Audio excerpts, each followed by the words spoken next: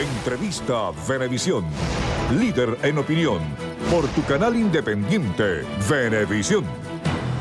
Amigos, ya tenemos aquí en nuestro estudio a Francisco Rangel Gómez, gobernador del Estado Bolívar. Gobernador, bienvenido. Muchísimas gracias por esta oportunidad, Fernando, y a todo el equipo de Venevisión. Está cumpliendo usted en escasos días, en noviembre, 10 años ya de gestión en el Estado Bolívar. Me imagino que han sido diversos los escenarios y la experiencia, y debe conocer usted muy bien el Estado. ¿Cuál es el diagnóstico que hacen en estos 10 años? Bueno, tratando de que Bolívar se convierta en ese sueño que hemos tenido durante estos años y 4 anteriores que estuve en la Corporación Venezolana de Guayana, de convertir a Guayana en la alternativa económica no petrolera de Venezuela. En eso andamos, esa es la lucha, ese es el trabajo. Como gobernación del Estado, pues nosotros tenemos injerencia directa, por ejemplo, en los minerales no metálicos. No estoy hablando del aluminio, del hierro, del acero, que corresponde a otras instancias nacionales, y en este caso a CBG. En lo productivo, porque el Estado Bolívar siempre ha sido visto en ese orden, ¿no? En el hierro, el aluminio, el acero, etcétera, pero no como en la capacidad extraordinaria que tiene de producir especialmente alimentos. El Estado Bolívar, por ejemplo, en el área de alimentos tiene 600.000 hectáreas disponibles para la agricultura, muchísima agua, tierras extraordinarias que muy poco se habían utilizado para producir a gran escala. Bueno, ahorita vamos creciendo inmensamente en todo lo que tiene que ver producción de alimentos. Nosotros mismos como gobernación hemos montado una cantidad de empresas, producimos alimentos, producimos pollo a gran escala, producimos pescado, producimos hortalizas. Tenemos otra empresa que distribuye, que es Alimentos Bolívar, y la idea no es que nosotros seamos los productores, sino que nosotros aprendiéramos para enseñar, para acompañar técnicamente, para acompañar en lo que tenga que ver con el financiamiento de proyectos que al final nos dejen un saldo extraordinario de producción de alimentos. Igualmente en otros rubros, pues, como el granito, por ejemplo. ¿Qué resultados ha dado la reunión con empresarios? El Ejecutivo, el Gobierno ha sostenido conversaciones y bueno, el Estado Bolívar es un Estado productivo por excelencia. ¿Qué resultados ha dado? Mira, en el tema de esa relación, el sector privado, el sector público en el Estado Bolívar, yo diría que es excelente. Es excelente, tenemos muy buena relación, tenemos constante contacto, revisamos proyectos, creo fielmente en la capacidad productiva, sobre todo en el Estado Bolívar, del sector metalmecánico, que es inmensamente grande, porque hay un cúmulo importantísimo de empresas privadas que se crearon para darle servicios y apoyo a las empresas básicas, a la gran industria. Bueno, eso está allí esperando que nosotros le demos oportunidades, y ya nos estamos dando oportunidades. Por ejemplo, antes se traían unas plantas extraordinarias que incluso en uno de los viajes de nuestro querido comandante Chávez fue a Uruguay. Él hizo unas negociaciones por unas plantas potabilizadoras de agua. Son verdaderamente una maravilla de plantas, pero esas ya las estamos produciendo nosotros también con una empresa que se llama Hidrobolívar. Ya las estamos instalando. Eso nos permite llegar a cualquier parte y las estamos construyendo con el sector privado y, por supuesto, el sector público que nosotros representamos.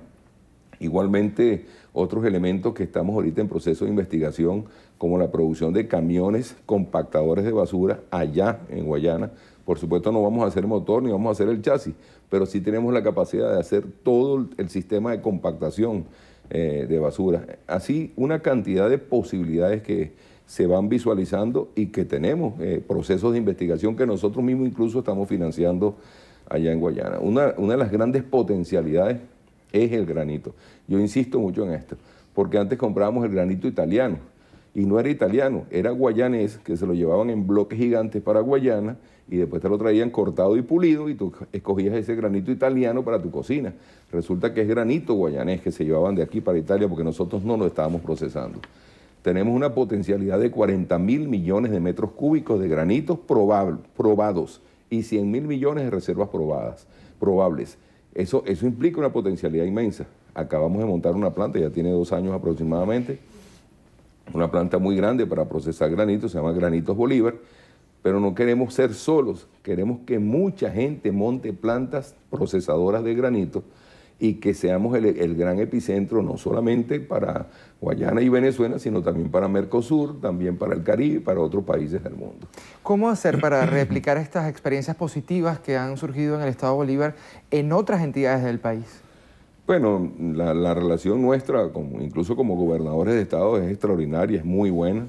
Ya hay una planta, nosotros producimos bloques de arcilla, 70.000 bloques cada día, una planta muy grande. Bueno, gracias a esa relación y ese contacto de siempre, ya hay una planta similar que se está construyendo, incluso más grande en Falcón, por ejemplo, con la gobernadora de Falcón. Así que esas experiencias se van replicando, recibimos visitas, nosotros visitamos. Hay gobernadores que han ido, que me han mandado gente para ver la experiencia que hemos tenido con Asfaltos Bolívar. Son 3 grandes plantas de asfalto que están produciendo. ¿Cómo hacemos para el mantenimiento de las carreteras? Hay otros que yo he mandado gente a visitar para ver cómo están haciendo con la construcción de algún modelo de vivienda en específico.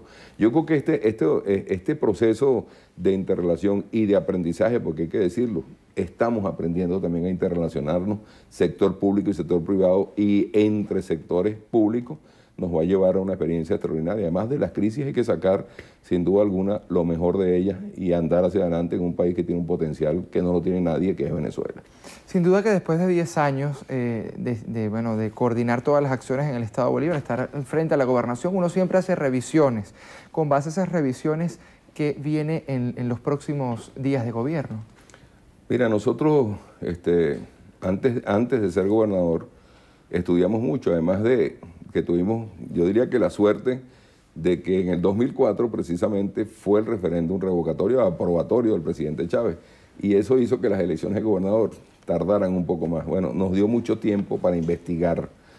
Uno de los temas que más agobiaban y que para nosotros era una aberración es que el Estado Bolívar no tuviese un sistema de agua potable de primera, siendo el Estado que tiene más agua dulce de Venezuela.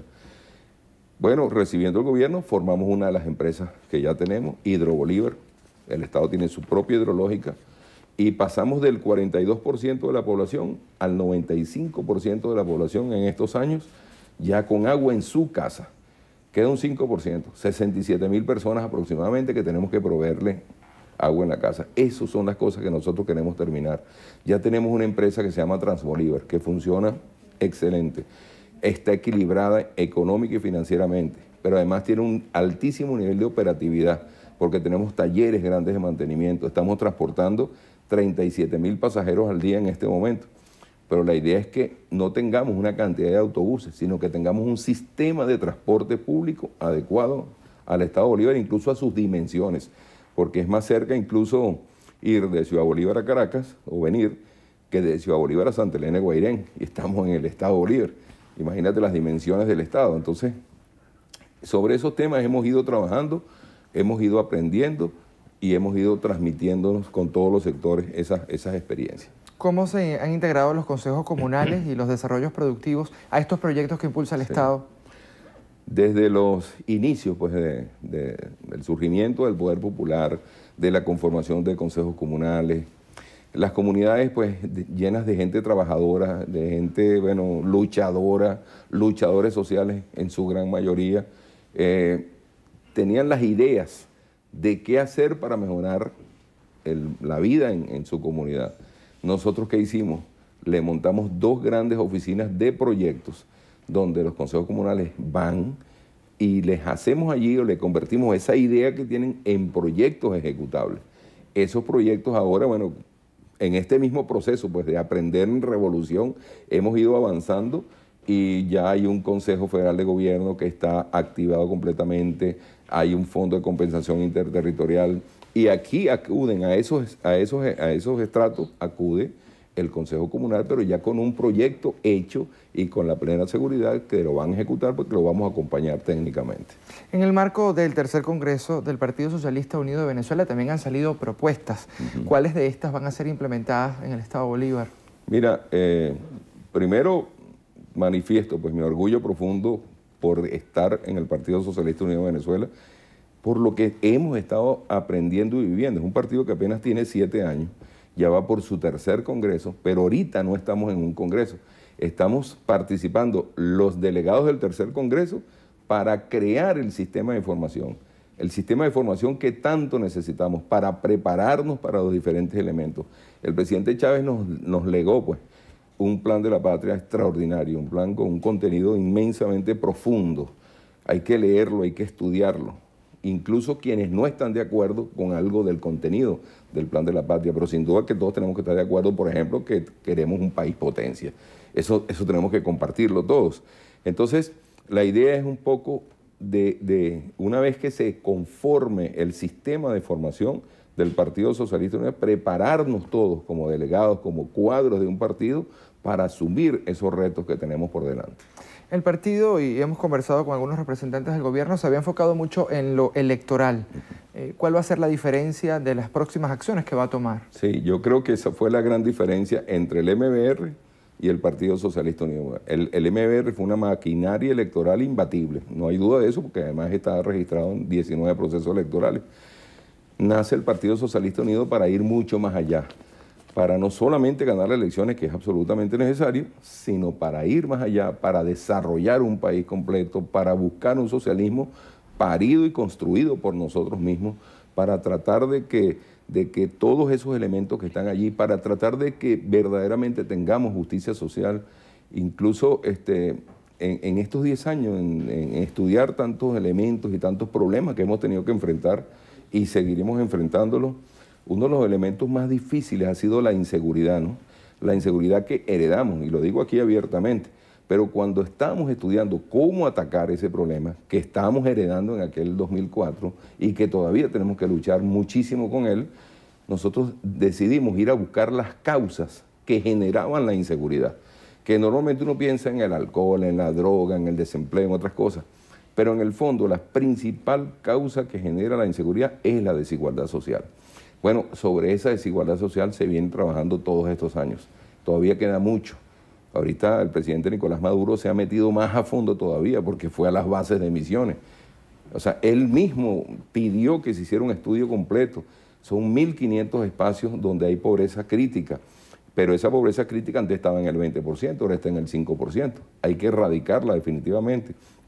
Entonces, tareas como esas, nosotros estamos cumpliendo desde el partido, estamos montados en eso, estamos montados en colaborar con la construcción de la vivienda, con la lucha contra el contrabando, una lucha férrea, una lucha muy dura que nos ha tocado que vivir y que luchar a buena parte de los venezolanos, porque al fin y al cabo todos somos afectados.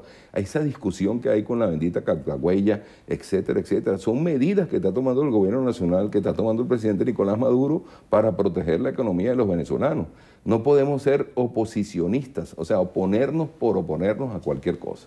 Precisamente, el vicepresidente Jorge Arreaza ha dicho que, bueno, falta poco para que el presidente Nicolás Maduro anuncie estos cambios en el gabinete. ¿Cree usted que estos cambios son necesarios? Mira, siempre la renovación es importante, ¿no? Siempre, sin duda alguna.